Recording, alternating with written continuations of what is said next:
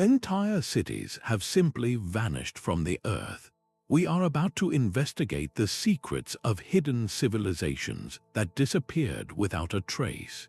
You will discover how societies that built pyramids and planned cities could leave behind only silent ruins and unanswered questions. We will explore why a colony of over 100 people could vanish, leaving behind a single cryptic word. You will learn how advanced cultures from the jungles of Central America to the deserts of Asia met their mysterious ends.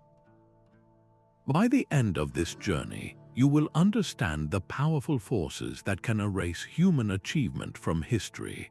What does the silence of these lost worlds say about our own? The silence of a great city, abandoned for centuries, is a profound and unsettling thing. It is not merely an absence of sound, but an absence of life, of purpose, of the countless stories that once filled its streets. This is the core of what we mean by a vanished civilization. We are not simply talking about a society that moved to a new location or was conquered and absorbed by a neighbor. A true disappearance is far more absolute. It is a complex society, one that built cities, developed unique art and beliefs, and established a way of life that experiences a catastrophic collapse. The population either dies out or scatters so completely that their cultural identity simply ceases to exist. The grand structures remain, but the people, their language, their knowledge, and their spirit are gone, leaving behind a haunting void.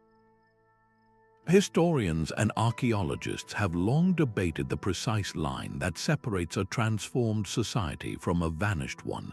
There are key criteria that help define this mysterious category. The first is the complete and permanent abandonment of major urban centers.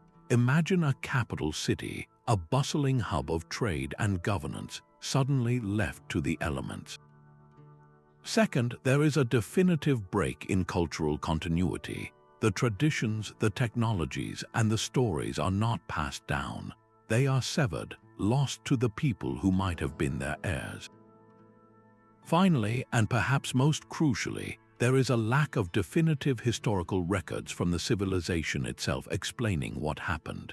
They leave behind puzzles in stone and pottery, but no final chapter written in their own words. This creates a vacuum where speculation and scientific inquiry must try to piece together the truth. How do we define the exact moment a civilization is lost to history? It is when its voice is silenced so thoroughly that we can only hear the echo of its absence. This definition frames our entire quest, guiding us as we explore the unique and tragic stories of societies that crossed that final threshold. That single cryptic word carved into a tree or a grand temple swallowed by jungle vines taps into something fundamental within us. It is the thrill of the ultimate cold case, a puzzle with missing pieces scattered across centuries. This deep fascination with lost civilizations is far more than a simple interest in history. It is a potent mix of intellectual curiosity and profound emotional resonance. We stand before these silent ruins and feel the haunting whisper of what was, and our minds race to fill the silence.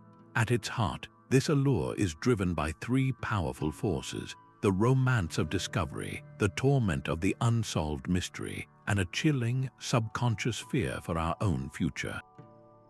The image of an explorer brushing dust from a forgotten inscription is a powerful one. It represents a tangible breakthrough, a moment where the veil of time is briefly pulled back. This romance is not just about finding treasure, it is about recovering lost knowledge and connecting with our shared human past. Every artifact is a message, and we are desperate to decode it. This drive pushes the boundaries of science and history, leading to incredible finds in remote jungles and beneath desert sands. Yet for every answer, a dozen new questions emerge. The mystery is what sustains our interest. A civilization that leaves no written history behind forces us to become detectives. We analyze pollen samples to understand ancient climates, study tree rings to date ruins, and map city layouts to decipher social structures. We are piecing together a story where the final chapters are missing, and that creative challenge is irresistibly engaging. Experts often describe this process as exploring the edges of the known world, a frontier where history and myth blur. But perhaps the most powerful and unsettling reason for our fascination is the reflection we see in these silent stones. The fall of a great society forces us to confront universal and uncomfortable truths. We see stories of hubris, of empires that believed they were eternal. We see evidence of environmental collapse, of cultures that may have exhausted their own resources. We recognize the transient nature of power and the fragility of even the most advanced societies. These are not just ancient stories, they are cautionary tales that feel incredibly relevant today. This captivating blend of mystery, discovery, and self-reflection ensures that our quest to understand these vanished worlds will never truly end. We are not merely seeking them, we are seeking to understand ourselves through their silence. And this quest leads us directly to some of the greatest enigmas of all, starting with a colony in the New World that vanished into thin air. The Maya collapse stands as one of history's most compelling puzzles precisely because it was not an extinction but a retreat. For centuries, their society was a breathtaking force of innovation in the heart of the jungle. They charted the cosmos with stunning accuracy, developing a calendar more precise than any in Europe at the time. They erected cities like Tikal and Palenque with temples that scraped the sky, and they recorded their history in a complex hieroglyphic script. Then, over a period of about 100 years, the heart of this civilization simply stopped beating. The grand construction project ceased. The intricate stone stelae which chronicled the deeds of kings were no longer carved. The bustling plazas fell quiet. This was not a single event but a slow, grinding halt. The people did not vanish from the earth, but they did abandon the urban centers that defined their cultural and political power. Their knowledge, their centralized government, and their architectural ambition faded into the past, leaving the jungle to reclaim its stones. So what could cause such a sophisticated society to relinquish its greatest achievements? Archaeologists point to a perfect storm of crises. Evidence from lakebed sediments points to a series of severe, multi-decade droughts that would have crippled agriculture and strained water reserves. This environmental pressure likely intensified existing social problems. Warfare between competing city-states appears to have become more frequent and more brutal. Inscriptions tell of rivalries and conflicts, while defensive walls were hastily built in places once open and grand. The political structure centered on godlike kings may have crumbled under the weight of these combined failures. When the king could no longer command the reign or ensure prosperity, his divine authority would have evaporated. The population likely dispersed, migrating to smaller, more sustainable villages, and the grand narrative of the classic Maya came to an end. Their story is a profound case study in societal vulnerability, a reminder that even the most advanced cultures are not immune to the pressures of a changing world. This gradual unraveling forces us to look for even starker examples, societies that did not simply transform but disappeared so completely that we are not even sure what to call them. The slow unraveling of the Maya civilization presents a haunting picture of societal collapse, but sometimes a disappearance is not gradual, it is absolute and instantaneous. The story of the Roanoke colony is a stark contrast, a vanishing act so complete it has echoed through the centuries. In 1587, a group of about 115 English men, women, and children landed on Roanoke Island, off the coast of what is now North Carolina. They were led by John White, who soon returned to England for desperately needed supplies. War with Spain delayed his return for 3 long years. When he finally made it back in 1590, he found a scene of profound silence. The settlement was utterly deserted. The houses had been carefully dismantled, suggesting a planned departure, not a panicked flight. There were no crosses, the prearranged sign for distress, and no graves. The only clue was a single word carved into a fort post, Croatoan, and another, the letters CRO, carved into a tree. The entire community had simply dissolved into the American landscape. How could over 100 people, including his own granddaughter, the first English child born in the Americas, vanish without a single definitive trace? This colonial enigma is a masterclass in historical mystery. The word Croatoan was the name of a nearby island and also the name of a Native American tribe known to be friendly. This has led to the most persistent theory that the colonists, facing starvation and isolation, split into smaller groups and integrated with the local tribes. Later reports from other English settlers mentioned encounters with native people who had gray eyes, spoke English, or lived in European-style houses, fueling speculation that these were the descendants of the lost colonists. Other theories suggest they attempted to sail back to England in a small ship and were lost at sea, or that they fell victim to a conflict with a less friendly tribe. Yet, without bodies, weapons, or any concrete evidence of a massacre, the mystery endures. The story of Roanoke powerfully illustrates the extreme fragility of early colonial ventures and the immense gaps in our historical record. It was a tiny outpost on the very edge of the known world, and its silence reminds us that disappearances are not confined to the misty ancient past. This event bridges our search from the jungles of Central America to the deserts of the American Southwest, where another society left behind breathtaking cities and then seemingly walked away from them all.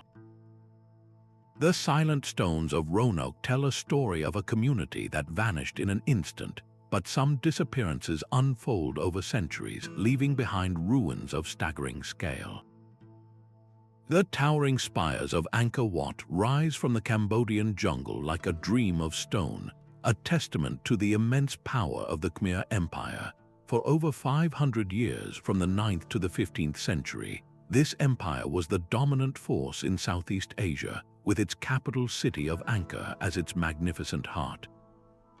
At its zenith, Angkor was not just a collection of temples, it was a vast, sprawling metropolis, one of the largest pre-industrial cities in the world. Its complex network of canals, reservoirs, and roads supported a huge population. Yet, by the late 1400s, this grand capital was largely abandoned, its palaces and public spaces slowly consumed by the relentless jungle. The empire did not vanish overnight. Its power center simply shifted south, but the abandonment of Angkor itself represents one of history's most dramatic retreats from a pinnacle of urban achievement. So what could cause a society to walk away from such an engineered marvel? The answer appears to be a cascade of interconnected failures. The Khmer's brilliance lay in their mastery of water.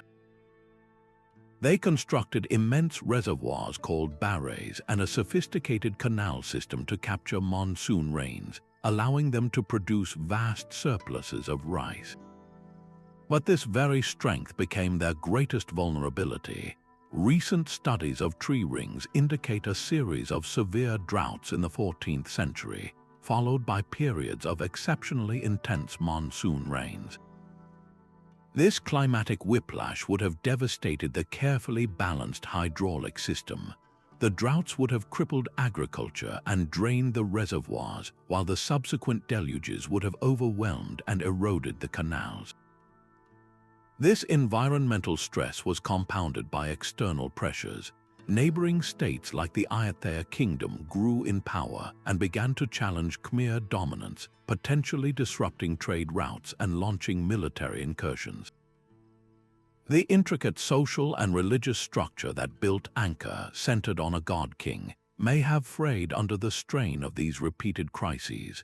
The recent revolution in LiDAR technology, which uses lasers to map the ground beneath the forest canopy, has revealed the true extent of Angkor's urban sprawl. It shows a city of immense complexity, a network that ultimately became too vast and too rigid to adapt. The fall of Angkor is a powerful lesson in the fragility of even the most advanced systems. It forces us to ask a haunting question: what happens when the environment upon which a civilization is perfectly engineered suddenly and irrevocably changes? This theme of a society brought down by the very elements it sought to control finds a stark and chilling parallel in a much older mystery, one buried deep beneath the shifting sands of Central Asia. Deep within the arid landscapes of modern Pakistan and northwest India lies a puzzle that defies our basic understanding of ancient power. The Indus Valley civilization, also called the Harappan culture, was a marvel of the Bronze Age, thriving for nearly 2,000 years. Its great cities, Mohenjo-Daro and Harappa, were engineering masterpieces. They were built with a level of urban planning that would not be seen again for millennia. Wide, straight streets were laid out in a meticulous grid. Houses featured advanced drainage systems and indoor bathrooms, with wastewater channeled into covered sewers running beneath the streets. They used standardized, kiln-fired bricks, a consistency that speaks to a remarkable social organization. Yet, when you walk through these ruins, you are met with a profound and puzzling silence. Where are the grand palaces? Where are the massive temples or the triumphant statues of kings? There is no clear evidence of a ruling elite, no grand royal tombs filled with treasure, and curiously little indication of large-scale warfare. This was a society that seemingly prioritized civic order and public hygiene over the glorification of individual rulers. How did such a complex and widespread civilization function without the central figures of power we associate with every other ancient society? This is the core of the Indus Valley enigma. Their greatest mystery, however, lies in their writing. The Harappans left behind thousands of inscriptions on small stone seals, but their script remains completely undeciphered. It is not related to any known language family, and with no Rosetta Stone to provide a key, their words are silent. We can see depictions of their world, animals like bulls and unicorns, and figures in what might be religious scenes, but we cannot hear their stories, their laws, or their prayers. They are a civilization looking back at us from across the centuries, their mouths moving but producing no sound. So what happened to this paragon of urban peace? The civilization began to decline around 1900 BCE, and its major cities were gradually depopulated. One leading theory points to climate change. It is believed that the lifeblood of the civilization, the Gaga-Hakra river system, began to dry up, shifting its course and turning fertile farmlands into desert. This environmental catastrophe would have shattered the agricultural base that supported their dense urban populations. Another theory suggests the influx of Indo-European-speaking migrants, possibly the ancestors of the Vedic peoples, may have introduced new pressures, though the archaeological record shows little evidence of a violent invasion. It seems more likely that a weakened, drought-stricken society fragmented and was gradually absorbed. The uniformity of their culture, seen in identical weights and measures across a vast region, could not withstand such a fundamental shock. Their quiet, orderly world did not end with a bang, but with a slow, inexorable whisper. The Indus Valley civilization challenges us to rethink what we know about societal collapse. It presents a haunting vision of a sophisticated world that chose a different path, and then simply walked away from its magnificent cities, leaving behind only well-planned streets and a script we still cannot read. This pattern of a society undone by environmental shifts connects this ancient mystery to another, even more isolated collapse on a remote Pacific island. Their stone faces stare out from the jungle, immense and impassive, carved from single blocks of basalt hauled from distant mountains. These colossal heads are the most iconic legacy of the Olmecs, a people who laid the foundation for every major civilization to follow in Mesoamerica. Flourishing from around 1400 to 400 before the Common Era, the Olmecs are revered as the region's mother culture. They were the first in the area to build large-scale ceremonial centers like San Lorenzo and La Venta, with their distinctive earthen pyramids and grand plazas. They developed a complex belief system that featured a jaguar rain god, a tradition that would echo for centuries. They even created a system of glyphs and symbols that many scholars believe represents the earliest writing in the Americas. Yet, despite this profound influence, the Olmecs themselves, as a distinct and powerful cultural force, simply faded away. Their great centers were systematically and ceremonially buried, covered over with layers of colored clay, as if they were being put to rest. What could cause a society of such innovation and influence to deliberately inter its own heart? The Olmecs left no deciphered chronicles to tell us, so we are left with the silent testimony of their archaeology. One leading theory points to environmental pressures. The very rivers that provided life and transport for their cities may have become their undoing. Some evidence suggests that the waterways around San Lorenzo silted up, perhaps due to deforestation or natural shifts, crippling agriculture and trade. This could have led to internal conflict, a struggle for dwindling resources that shattered their political unity. Another possibility is that their society was destabilized by a shift in the fundamental sources of power. The Olmec elite likely derived their authority from controlling the flow of exotic goods like jade and obsidian. If those trade routes were disrupted or if new sources were found elsewhere, their power base would have collapsed. Unlike the later Maya, we cannot read their own account of this decline. Their glyphs remain a tantalizing, unreadable whisper. The Olmec disappearance is a stark lesson in foundational fragility. How does a culture that gives birth to so many traditions simply vanish, leaving its children to build upon its grave? This pattern of a pioneering society collapsing before its successors, even arise forces us to look for an even more extreme example of isolation and finality. Across the Mediterranean, another maritime power faced a cataclysm born not of slow decay, but of fire and earth. The Minoan civilization of Crete was the heartbeat of the Bronze Age Aegean, a society of unparalleled artistry and sophistication.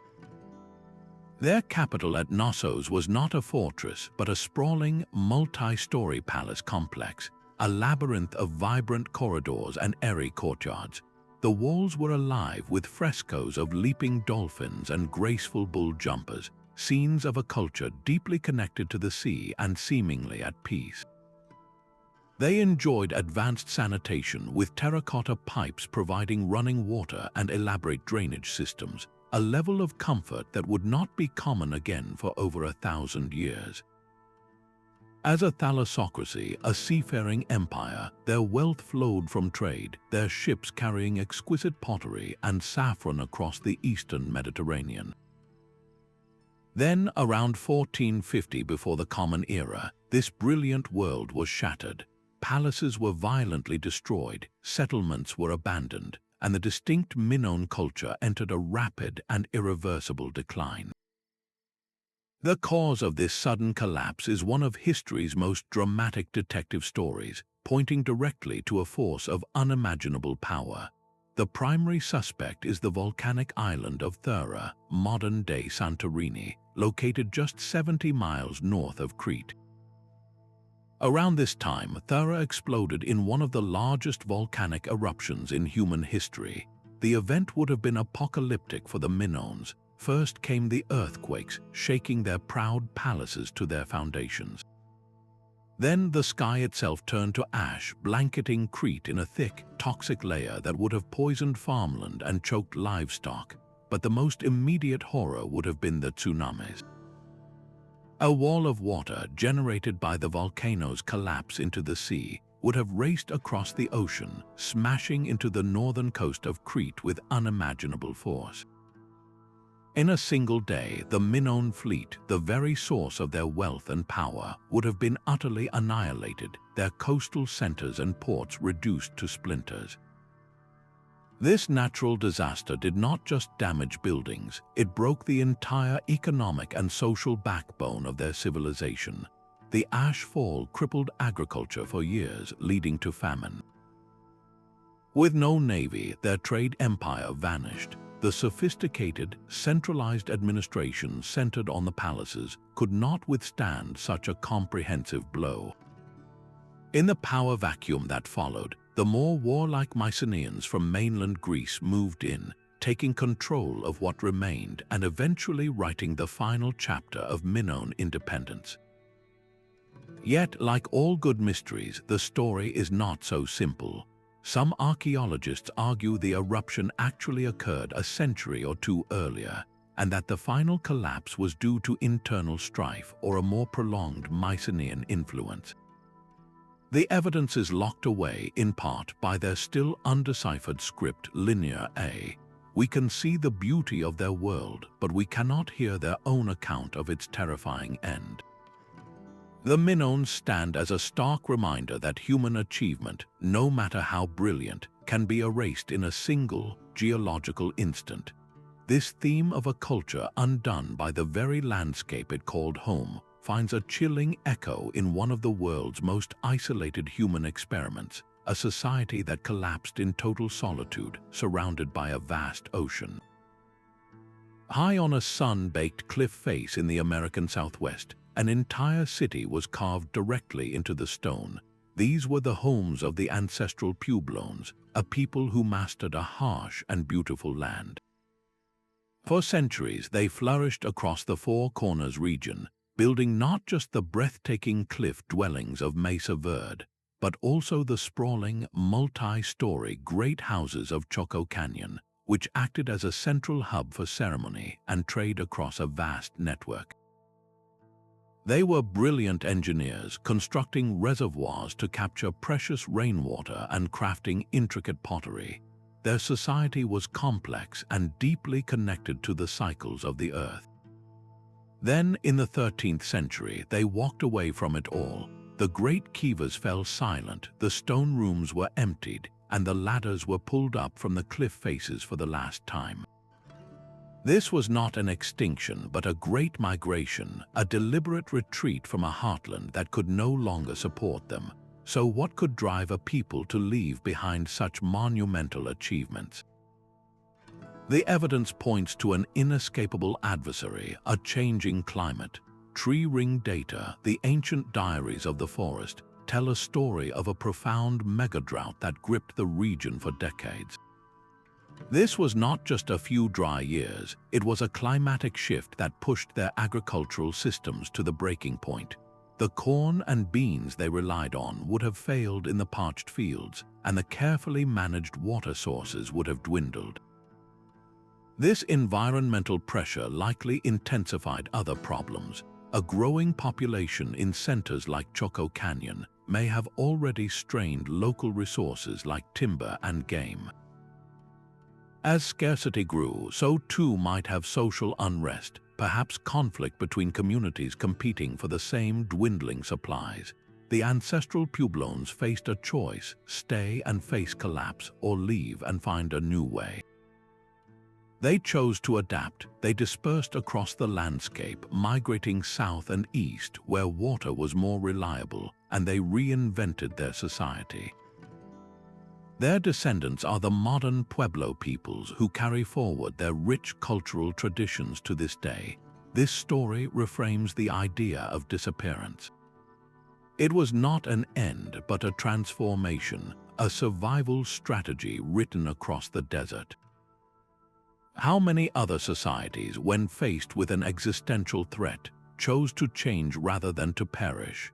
This question of resilience in the face of overwhelming forces leads us to perhaps the most extreme example of isolation and finality, a society that collapsed with no one left to tell its tale on the world's most remote inhabited island. Their stone giants stand with their backs to the sea, silent guardians of a world that was. On the most isolated inhabited island on Earth, Rapa Nui, the story of its people has long been told as a stark warning. The traditional narrative paints a picture of a society that fell victim to its own ambition. The island was once covered in a lush palm forest, and the people, the Rapa Nui, used the trees to transport their incredible moai statues.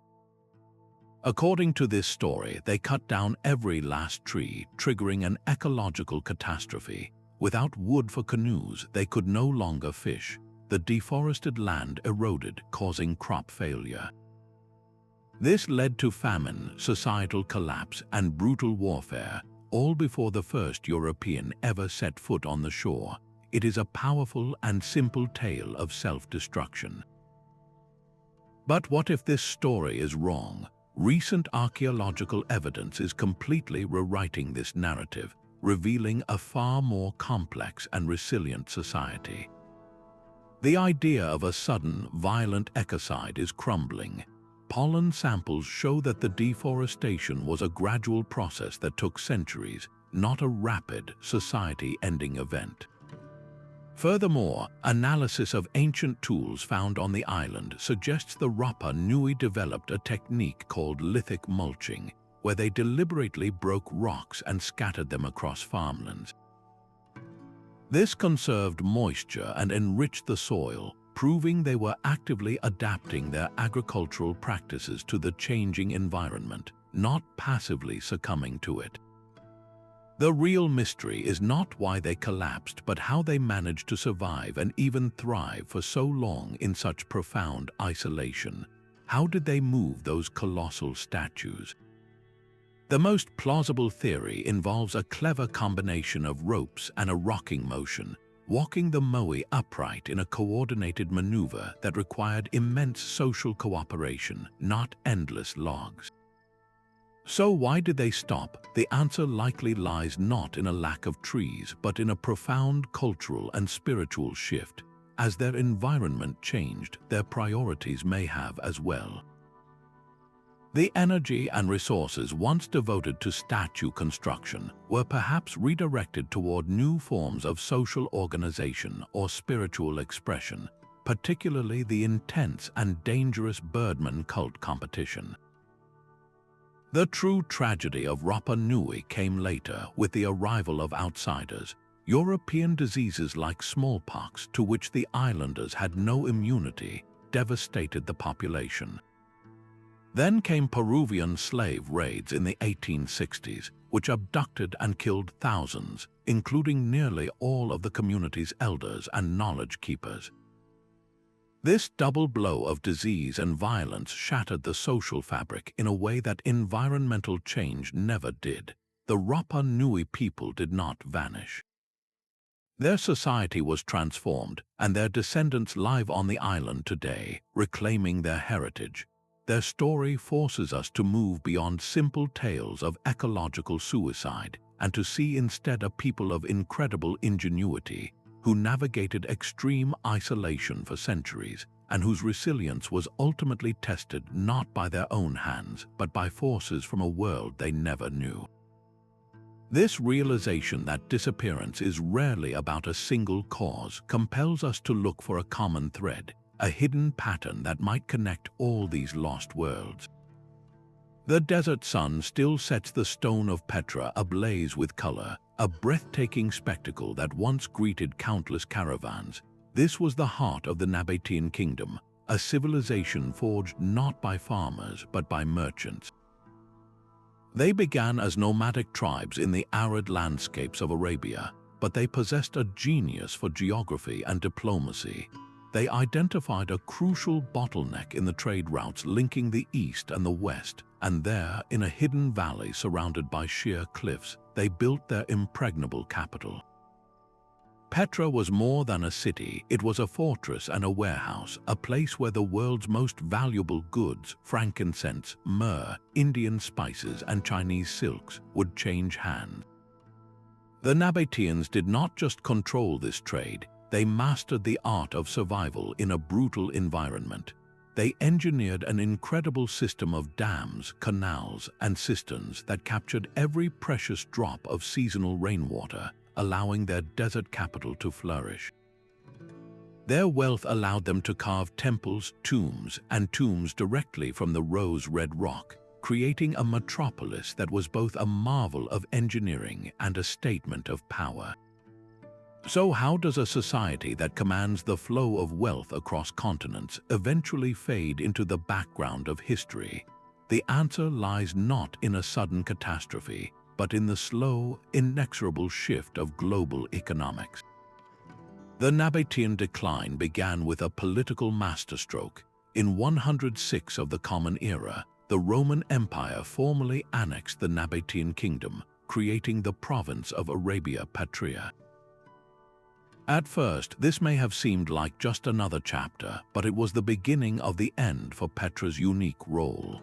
The Romans, with their insatiable appetite for Eastern luxuries, preferred the predictability and security of sea routes.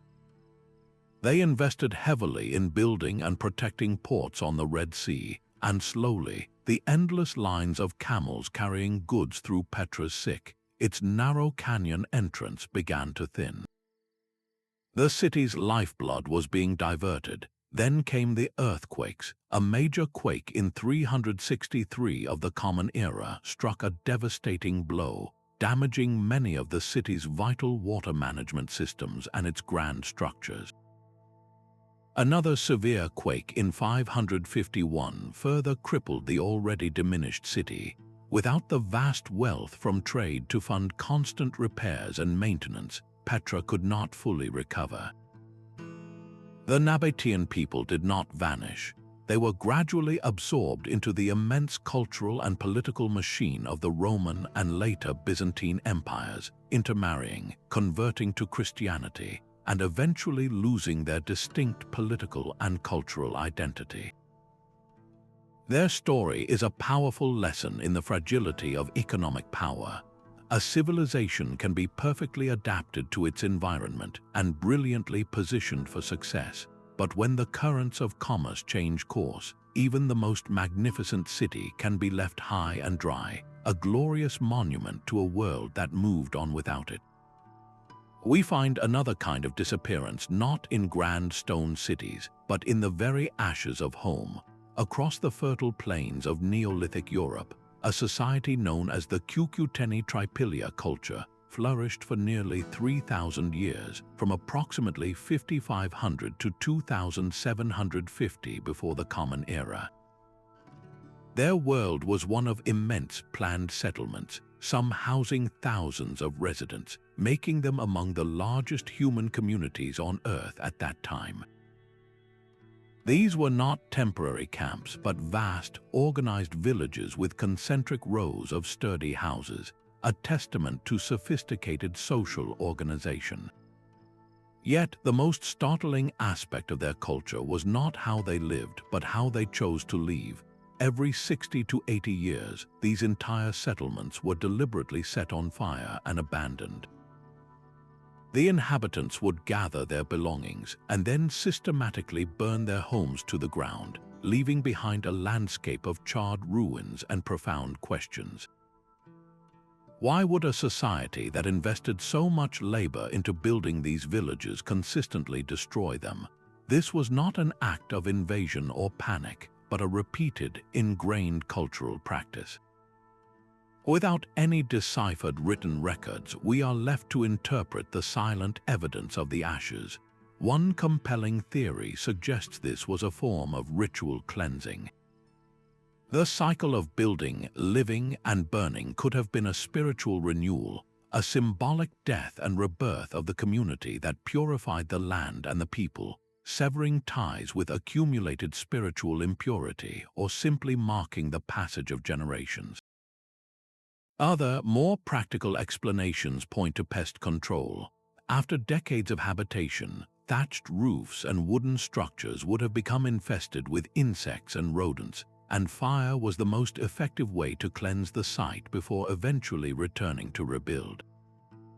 There is also the possibility it was a defensive measure, a way to deny resources to rival groups, though the lack of evidence for widespread warfare makes this less likely. This practice of planned disappearance is a unique puzzle in human history. It represents a society in harmony with a cycle of creation and destruction, a rhythm we can barely comprehend. Eventually, the culture itself did fade away.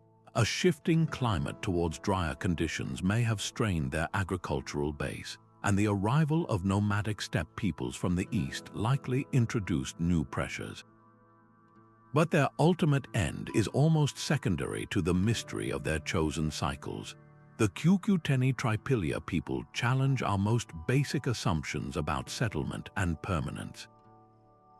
They force us to ask, what does it mean to belong to a place if you are willing to ritually burn it to the ground, only to return and build it anew? Their story suggests that disappearance can be a choice, a deliberate and meaningful end that is not an end at all, but part of a larger, enduring pattern. A single, towering obelisk still casts a long shadow across the highlands of Ethiopia, a silent monument to a forgotten giant. This was the heart of the kingdom of Aksum, an African empire that stood as a powerful contemporary of Rome and Persia, its influence stretching across the ancient world. From roughly 100 to 940 of the Common Era, Aksum was a titan of commerce and culture. Its mighty port of Adulis bustled with ships, linking the Mediterranean with the riches of India. The Aksumites minted their own distinctive coins, which bore the faces of their kings and circulated from Alexandria to Sri Lanka, a testament to their economic reach. They developed their own written script, J's, and were one of the very first major empires to officially embrace Christianity, building spectacular rock-hewn churches that remain places of worship today. This was not a remote outpost, it was a cosmopolitan crossroads, a central hub in the global network of its time. So how does such a vibrant and connected civilization gradually recede from the world stage, its name fading from international memory? The decline of Aksum is a slow-motion drama of environmental and economic unraveling. The empire's great wealth was built on agriculture, but centuries of intensive farming and the clearing of forests for fuel and construction led to severe soil exhaustion and erosion. The very land that fed its people began to fail. At the same time, a profound shift in global politics was occurring. The rapid expansion of the Islamic caliphates in the 7th and 8th centuries fundamentally redirected the world's trade routes. As Islam spread across North Africa and the Middle East, the lucrative sea trade that had flowed through the Red Sea and past Aksum's doorstep began to move increasingly overland through the Persian Gulf, controlled by powerful new Muslim empires. Aksum, a Christian kingdom, was now on the outside of this new economic order, its lifeblood of commerce slowly draining away. This economic isolation was likely compounded by climate change, with evidence suggesting a shift to drier conditions that would have further stressed its already weakened agricultural base. The empire did not suddenly explode or vanish. Instead, its political center of gravity shifted southward, and its power steadily waned. The grand stone palaces were gradually abandoned, and the kingdom entered a long period of relative isolation, transforming from an international superpower into a regional Christian state, the precursor to modern Ethiopia. The story of Aksum forces us to confront a difficult truth, that a civilization can be brought low not by a single cataclysm, but by the slow, relentless convergence of environmental limits and the fickle currents of global trade. How many other empires have quietly withdrawn when the world simply changed its mind about where to do business? Their spear points are works of art, fluted with a groove to fit snugly onto a wooden shaft, a design so effective it spread across an entire continent in a geological blink. This was the world of the Clovis people, the first widespread culture we can identify in North America, appearing around 13,000 years ago. They were supremely adapted hunters, their signature stone points engineered to take down the giants of the Ice Age, mammoths and mastodons that roamed a landscape very different from our own. For centuries, their way of life was synonymous with survival and success. Then, with startling speed, it was over. Around 12,800 years ago, the distinct Clovis technology vanishes from the archaeological record. The giant beasts they hunted are gone, too, slipping into extinction. So what could cause such a dramatic and simultaneous collapse of both a culture and an entire ecosystem? The most provocative answer points to the sky. The Younger Dryas impact hypothesis suggests a cosmic catastrophe. The theory proposes that a comet or asteroid exploded in the atmosphere above North America or struck the ice sheet covering much of the continent. The immediate effects would have been apocalyptic, with shock waves and firestorms ripping across the landscape, but the real devastation came from the aftermath. The impact would have thrown vast quantities of dust and soot into the atmosphere, blocking sunlight and plunging the planet into a sudden, brutal cold snap that lasted for over 1,000 years. This mini-ice age, called the Younger Dryas period, would have shattered the existing ecosystems. The plants the megafauna relied on would have died off, and the hunters who depended on those animals for food, tools, and clothing would have found their entire world upended in a single generation. Evidence for this theory includes a thin, dark layer of sediment at archaeological sites from this exact time, rich in materials like iridium and tiny diamonds, often associated with extraterrestrial impact. Yet not all scientists are convinced. Some archaeologists see a different story in the stone tools. They argue that the Clovis culture did not so much disappear as it evolved. As the climate changed and the giant game vanished, the people adapted their technology. The elegant, fluted Clovis point gave way to a new diversity of regional spear points, like the Folsom and Plano styles, which were better suited for hunting the smaller bison that became the new dominant prey. In this view, the Clovis people are not a lost civilization, but the direct ancestors of countless Native American groups, their legacy living on in the continuous adaptation of their descendants. The frustrating lack of human remains from this ancient period makes it nearly impossible to test these ideas with genetic evidence. We have their magnificent tools, but we have never truly looked into the face of a Clovis person. This leaves us with a fundamental question echoing across 12 millennia. Did a cosmic impact truly reset the continent, or are we simply witnessing the incredible resilience of humanity, changing its tools to meet an ever-changing world? The silence of the Clovis world reminds us that some of the greatest disappearances are not of people, but of a way of life. Beneath the clear, blue waters off Japan's Yonaguni Island, the seafloor holds a secret that challenges our entire understanding of ancient history. A local diver first encountered these massive structures in the 1980s, revealing a breathtaking sight. What he found were not random rocks, but what appeared to be a vast, sunken city. There are immense, flat terraces that drop in perfect steps. There are sharp, 90-degree angles and straight walls that seem meticulously carved. There are formations that look like grand staircases, wide plazas, and even a structure some call a stadium. For geologist Masaaki Kimura, who has spent decades studying the site, this is no accident of nature. He argues passionately that the Yonaguni monument is the work of a sophisticated prehistoric culture. He points to features that seem impossible to form naturally, like two closely spaced pillar-like rocks that appear to have been placed to prevent collapse, and what looks like a human face carved into the stone.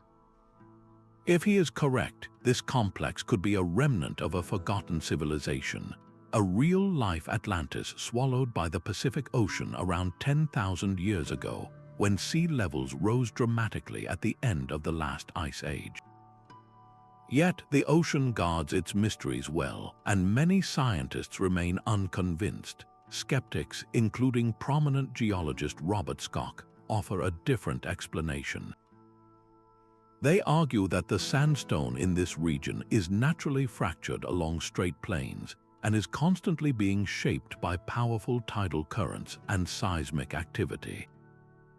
The same forces that cause earthquakes in Japan can fracture rock into remarkably geometric shapes.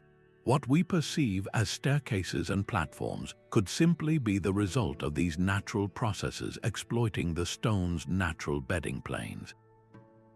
The so-called carvings and faces, they suggest, are products of pareidolia, the human brain's tendency to see familiar patterns in random shapes. This debate is not merely an academic quarrel, it strikes at the heart of how we interpret the past. How can we tell the difference between a masterpiece of human engineering and a masterpiece of geological chance? The evidence is submerged, eroded, and shrouded in ambiguity. Each side examines the same formations and sees two entirely different worlds. This ongoing controversy makes Yonaguni a perfect symbol for the modern quest to find lost civilizations. It shows us that our search is no longer confined to remote jungles and desert valleys. With new technologies like advanced sonar and underwater robotics, we are now peering into the deep, into the one place that could have swallowed entire cultures whole, the continental shelves flooded by melting glaciers. The silent, sunken stones of Yonaguni pose a haunting question that resonates with every lost society we have explored. How many other chapters of human history lie buried not under sand, but beneath the waves, waiting for the tide of discovery to turn? Their faces stare back across 4,000 years with features that seem to belong to another world entirely. Discovered in the arid, salt-hardened earth of China's Tarim Basin, these are the astonishingly preserved mummies of a people with fair skin, light hair, and European features.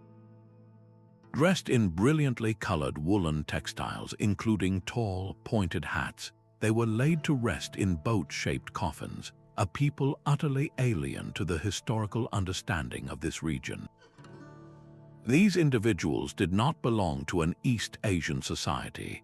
Their genetic makeup tells a clear story. They were migrants from Western Eurasia, a community that had undertaken an epic journey to settle in the heart of the Taklamakan Desert, one of the most forbidding places on Earth, as early as 1800 years before the Common Era. Their presence there shatters simplistic narratives of ancient isolation. How did a population with deep roots in the West come to live and die in the deserts of what is now Western China? Their story is woven into the very fabric of the Silk Road, long before that name even existed. These people, now associated with the Tocharian languages, an archaic branch of the Indo-European family, were likely pioneering settlers who established oasis communities along the trickling rivers that fed the Tarim Basin. They became the master weavers and traders of their time, their vibrant tartan patterns and felted wool garments speaking to a sophisticated textile culture. They were not just passing through, they built a life, a distinct identity that lasted for nearly 2 millennia. So what happened to this clearly defined Western enclave in the heart of Asia? Their disappearance appears to be a story not of catastrophe, but of absorption. Over the centuries, the Tarim Basin became a crossroads for massive waves of migration. Beginning around the first millennium of the Common Era, nomadic Turkic peoples from the steppes and later Mongol groups began moving into the region. These movements were not necessarily violent invasions, but often slow, persistent demographic shifts. The distinct Tocharian culture, with its unique language and customs, was gradually diluted through intermarriage and cultural exchange. The newcomers brought their own powerful traditions, languages, and social structures. The Tocharian language slowly faded from use, and the unique cultural practices surrounding the mummies, like the boat burials and tall hats, were eventually abandoned. The people themselves did not vanish. Their genetic legacy simply blended into the broader population of what became Xinjiang. Their story is a profound lesson in the fluidity of human identity. It shows that a civilization can disappear by merging, its distinct voice growing softer and softer until it is finally absorbed into the chorus of history. The Tarim mummies stand as silent, powerful witnesses to a lost world of unexpected connections, reminding us that the map of ancient human movement was far more complex and interconnected than we ever knew. Ancient hymns sing of a mighty river, a goddess named Saraswati, more powerful than the mighty Indus, flowing from the mountains to the sea. For centuries, this was considered pure mythology, a beautiful story from the Rigveda with no basis in physical reality. But what if the sacred texts were preserving a distant, collective memory of a real, lost geography? The search for the Saraswati River is a quest to bridge the gap between ancient poetry and hard science, a journey that might explain one of the greatest disappearances in human history. Satellite imagery and geological surveys have revealed the ghost of a massive river system, a vast, dried-up channel running parallel to the Indus, right where the texts described it. This was not a small stream, but a colossal waterway, once the lifeblood of a densely populated region. The theory suggests that many settlements we classify as part of the Indus Valley civilization were, in fact, thriving along the banks of the Saraswati. These cities were part of a vast, interconnected culture sustained by this great river. So what happened to this lifeline? The evidence points to a dramatic environmental transformation. Around 4,000 years ago, a combination of tectonic activity and climate change began to strangle the Saraswati. The shifting earth likely redirected its headwaters, stealing its primary source of water from the glaciers of the Himalayas. At the same time, a weakening monsoon pattern meant less rain fell to replenish it. The mighty river described in the Vedas gradually shrank, breaking into smaller streams and then into a series of shallow lakes before finally surrendering to the desert sands. Its disappearance would have been a slow-moving catastrophe for the people who depended on it. Without a reliable water source for agriculture and trade, the great cities in its basin, like Kalibangan and Rakhigarhi, would have become unsustainable. The civilization did not vanish in a day, but its people were forced to adapt. They would have begun a long, gradual migration eastward toward the floodplains of the Ganges River and southward into the Indian peninsula, carrying their culture, their knowledge, and their stories with them. This theory elegantly links the archaeological decline of the Harappan cities with the rise of new cultural centers in other parts of India, offering a narrative of dispersal and continuity rather than a simple, mysterious end. Yet, the Saraswati hypothesis is not without its fierce critics. Some scholars argue that the satellite images reveal a much older, prehistoric river, one that dried up long before the Indus civilization reached its peak. They question whether this river was ever truly the Vedic Saraswati, suggesting the name may have been applied to other, smaller rivers in later texts. The debate itself is a powerful reminder of the challenges we face when trying to pin down the past. Can we trust ancient poetry as a historical guide? The quest for the Saraswati shows us that sometimes the most enduring clues are not carved in stone, but preserved in verse, waiting for science to give them a voice. This fusion of myth and geology opens a fascinating window into how a civilization remembers its own deepest losses, and how a river can die twice, first in the world and then in memory. The grand palaces of the Hittites and Mycenaeans had already begun to crumble when a new and terrifying force emerged from the waves. Ancient Egyptian inscriptions from the time of Pharaoh Ramesses III depict a chaotic scene, a coordinated assault by a shadowy confederation known only as the Sea Peoples. They arrived in sleek, fast ships, striking the coasts of the eastern Mediterranean with a ferocity that shattered the old world order.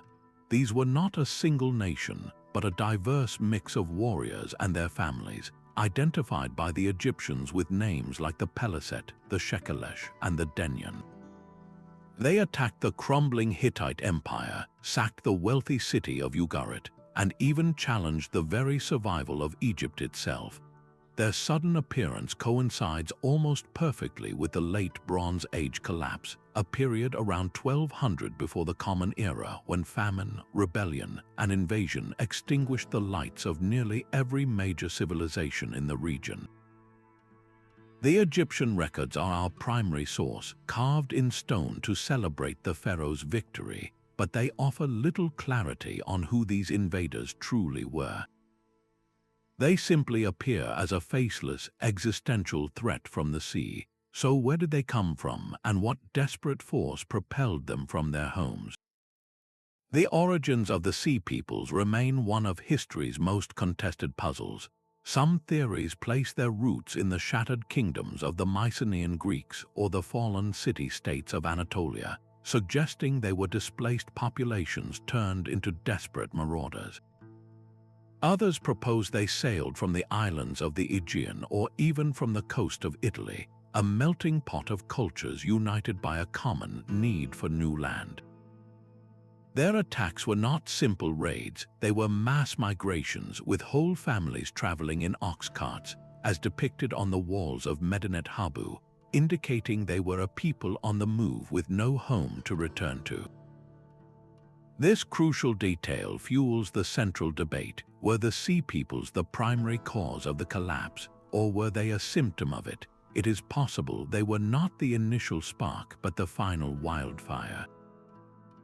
A severe, centuries-long drought had already gripped the region, leading to crop failures, famine, and internal rebellions that weakened the great empires from within.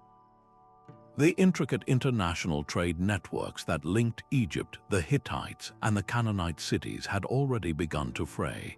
In this climate of systemic failure, the Sea Peoples may have been the catalyst that pushed a teetering world over the edge.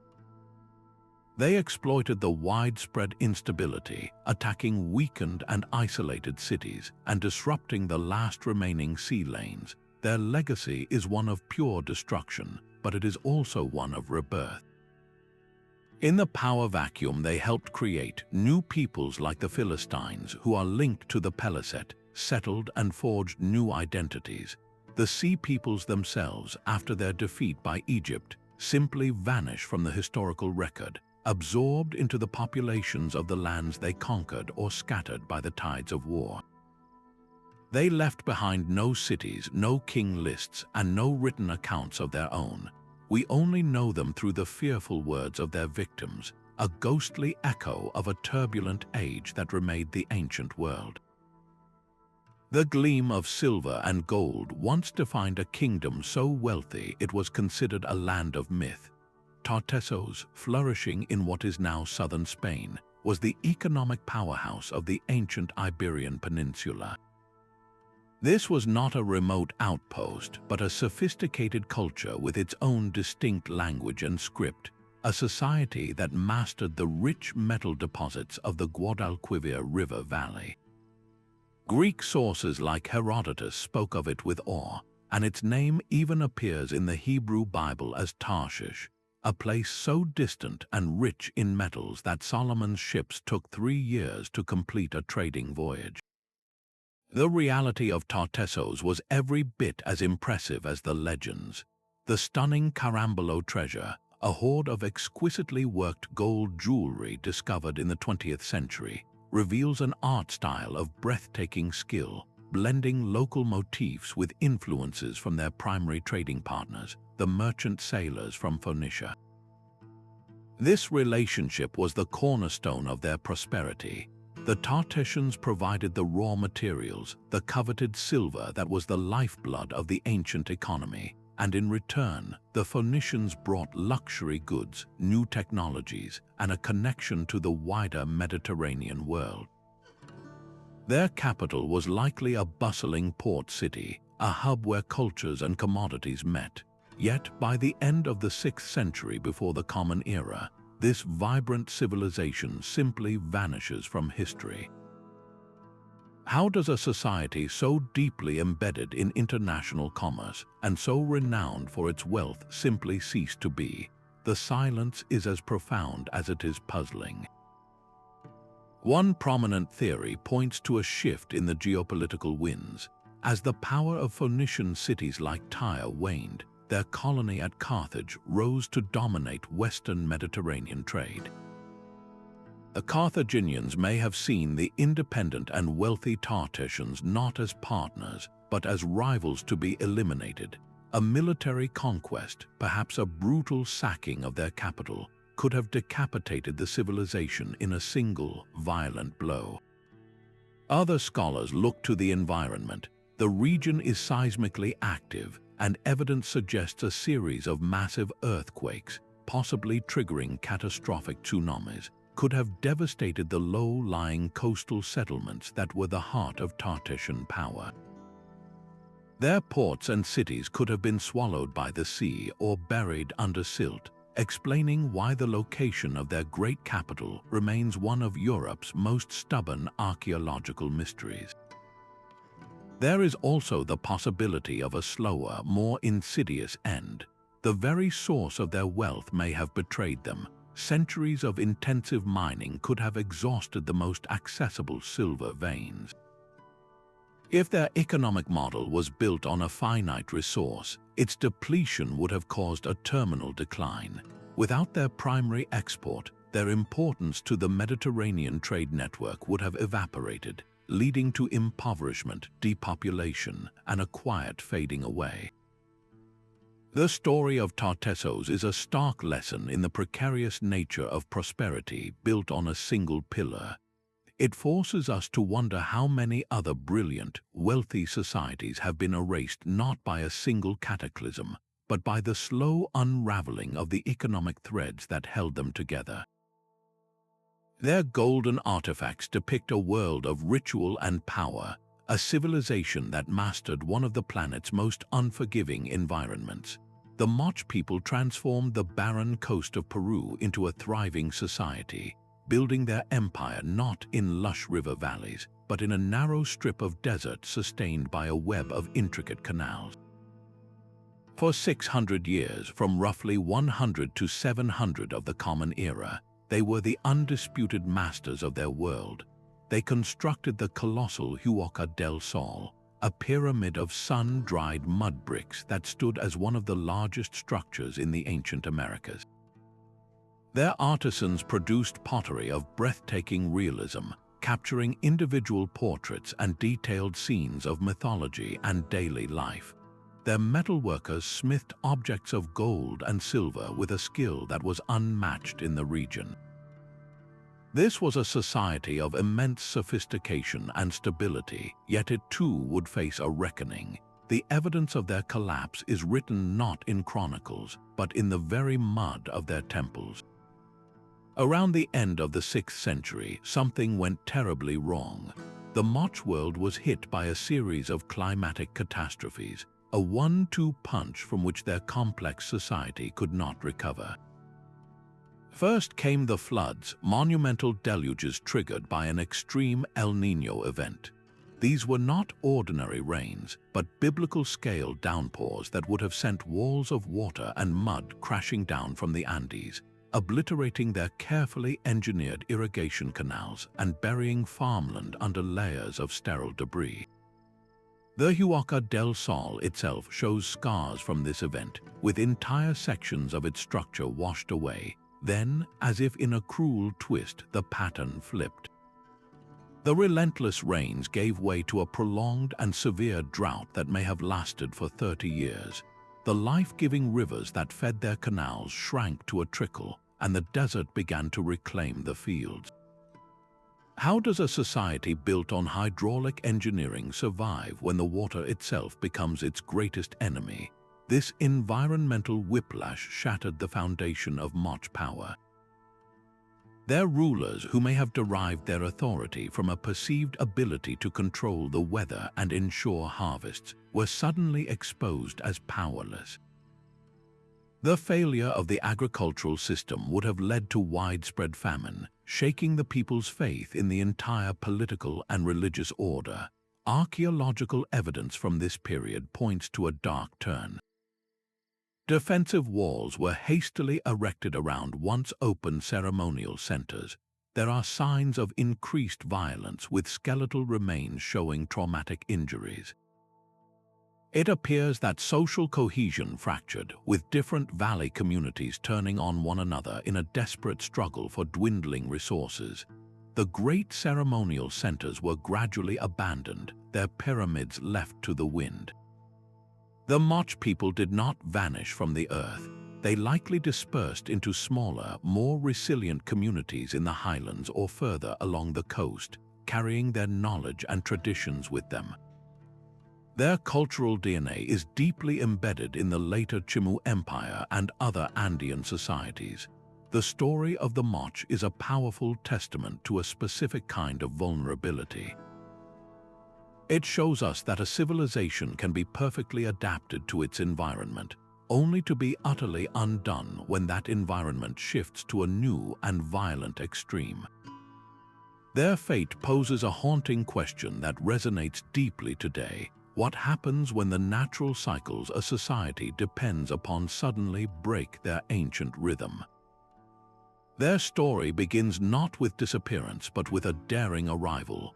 At the end of the 10th century, Norse settlers led by Eric the Red crossed the frigid North Atlantic, finding a land they optimistically named Greenland. For nearly 500 years, these European communities clung to the edge of the world, raising cattle on green pastures that flourished during a period of unusual warmth. They built stone churches and manor houses, traded walrus ivory and polar bear hides with Norway, and their society, though remote, was a functioning outpost of medieval Europe. Then silence fell. By the late 15th century, the two eastern and western settlements were completely abandoned, their empty homes left to the Arctic wind. The last known written record is a simple marriage document from 1408, a mundane piece of paperwork that now marks a chilling endpoint. How could a population of several thousand people, established for centuries, simply vanish from this landscape? The answer lies in a cascade of failures, both environmental and cultural. The single greatest pressure was a changing climate. The medieval warm period that had welcomed them gave way to the Little Ice Age, a sustained global cooling. Growing seasons became impossibly short, and hay for their livestock could no longer be reliably harvested. The sea, their connection to home, became a treacherous barrier of impenetrable ice, isolating them for years at a time and severing the trade routes that brought them essential iron and timber. Yet the environment alone does not tell the whole story. Just a short distance away, the Thule Inuit people were not just surviving, but thriving in these same harsh conditions. The Norse failure was also a failure of adaptation. Their identity was tied to being European Christians and farmers.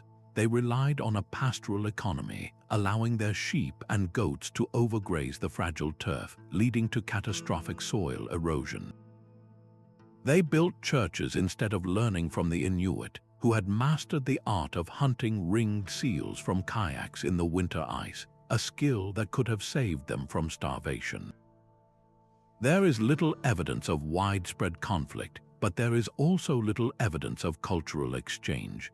The Norse saw themselves as civilized and the Inuit as scralings or wretches, a cultural arrogance that may have sealed their fate. Their story is a profound and tragic paradox. A people renowned for their resilience and seafaring prowess ultimately perished because they could not or would not change the way they lived. They disappeared not with a bang, but with a slow, freezing whisper, a civilization that faded away because it tried to replicate a European world in an environment that demanded something entirely different. South of the mighty Nile kingdoms of Egypt, another empire rose from the desert sands, a civilization of such power that it would one day conquer its northern neighbor. This was the kingdom of Kush, a Nubian realm that flourished for over 1,000 years in what is now Sudan. Far from being a mere shadow of Egypt, Kush was a distinct and formidable culture. They built their own steep-sided pyramids, more numerous than those in Egypt, which still stand in silent congregations at sites like Meroe. They worshipped their own gods, though they sometimes adopted and adapted Egyptian deities, creating a unique spiritual fusion. For a time, they even reversed the flow of power. In the 8th century before the Common Era, Kushite pharaohs from the 25th dynasty ruled over a united Egypt, marking a profound moment of African empire. How does a civilization that once commanded the Nile from its source to the delta eventually fade into obscurity? The story of Kush is a masterclass in the shifting tides of commerce and climate. The kingdom's heart shifted south over the centuries, from the religious center at Napata to the thriving capital of Meroe. This new capital became an industrial and commercial powerhouse, famed for its iron production and its control over lucrative trade routes that carried gold, ivory, and exotic animals from the African interior. The Kushites developed their own writing system, Meroitic, a script that covered their temples and tombs. Yet this very script is a barrier to understanding them, as it remains only partially deciphered, leaving a significant part of their story locked in plain sight. Their decline was not a sudden collapse but a slow erosion. The rise of the Aksumite Empire in Ethiopia to the east fundamentally disrupted their trade networks, siphoning away the wealth that fueled their kingdom. At the same time, their environment began to betray them. Centuries of intensive agriculture and deforestation, potentially to fuel their iron smelters, led to severe land degradation. The once fertile soil that supported their population became exhausted. The final chapter likely came in the middle of the 4th century of the Common Era, when an Aksumite army marched on Meroe, leaving the grand capital abandoned. The kingdom fragmented, its people dispersing to form smaller polities. The Kushite narrative forces us to confront a recurring theme, that even the most powerful societies are tethered to the delicate systems of economy and environment that sustain them.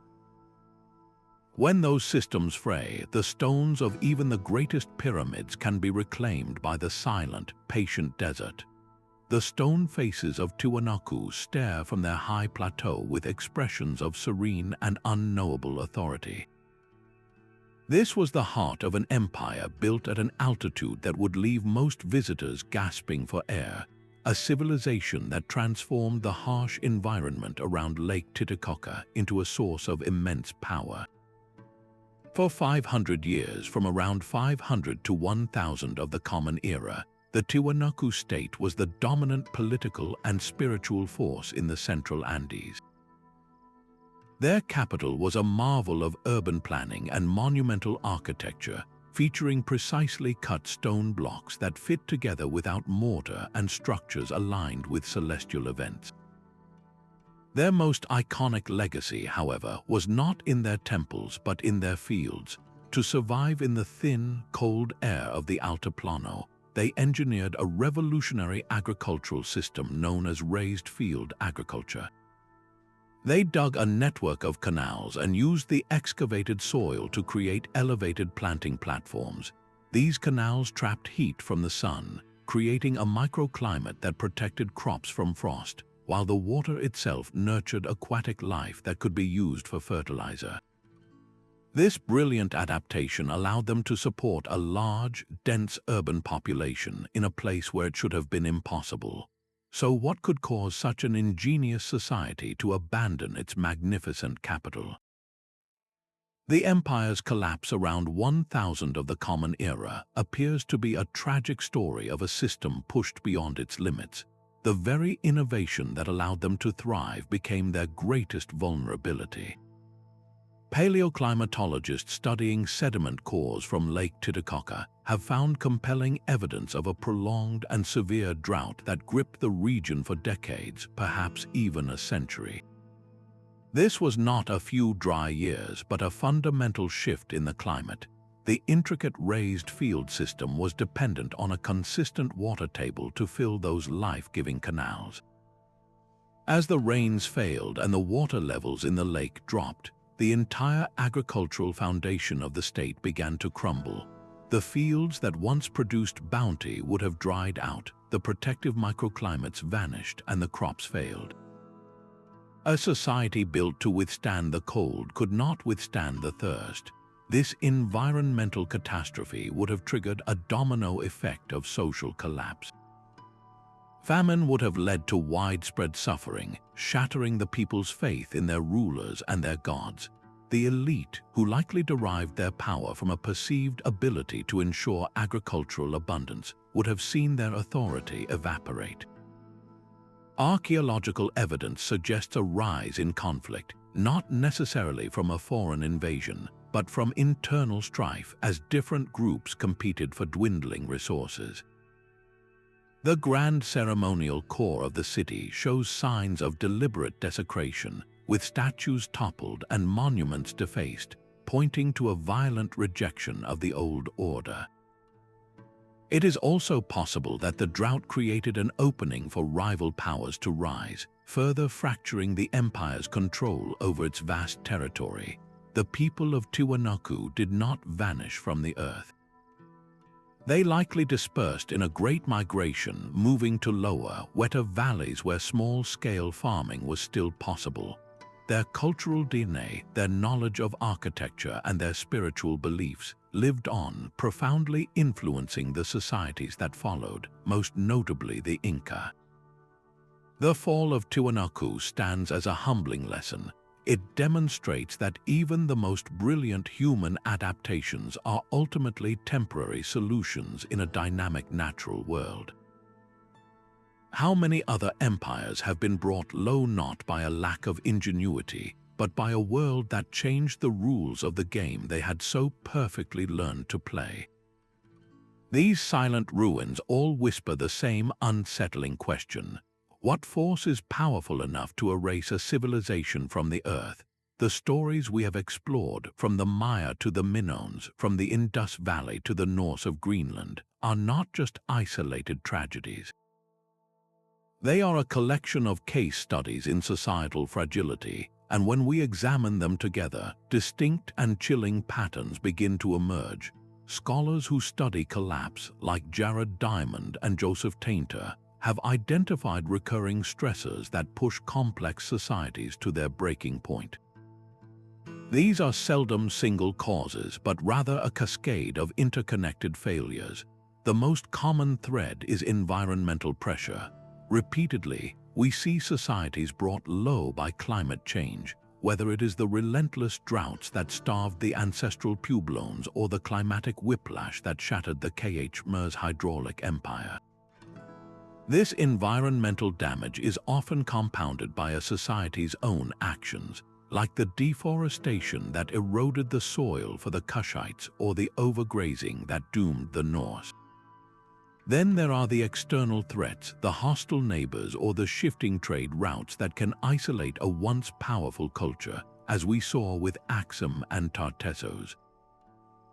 But perhaps the most critical factor is not the crisis itself, but a society's capacity to respond. Joseph Tainter's work suggests that as societies become more complex, they require greater energy to maintain that complexity.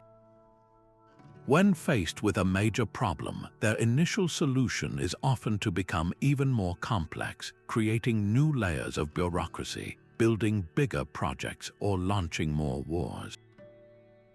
This can work for a time, but it also makes the entire system more rigid and vulnerable. Eventually, the cost of maintaining this complexity outweighs the benefits, and the society becomes brittle. A single shock, like a volcanic eruption or a prolonged drought, can then cause the entire structure to fracture. This is where adaptability becomes the ultimate test of survival. The societies that truly vanished were often those that could not, or would not, change their core identity and practices when the world around them transformed. The Norse in Greenland clung to their European farming lifestyle, while their Inuit neighbors thrived through adaptation. The Moch rulers may have lost their divine authority when their hydraulic engineering failed against an unprecedented climate shift. In the absence of clear evidence, more speculative theories often flourish, suggesting ancient advanced technologies or even extraterrestrial intervention. While these ideas capture the imagination, mainstream research remains grounded in a rigorous, interdisciplinary approach that weaves together archaeology, climatology, and sociology. The true lesson of these vanished worlds is not found in fantasy, but in the hard, tangible evidence of their struggles. So what does this mean for us today? Our global civilization faces its own converging pressures, from climate change and resource depletion to social inequality and geopolitical instability.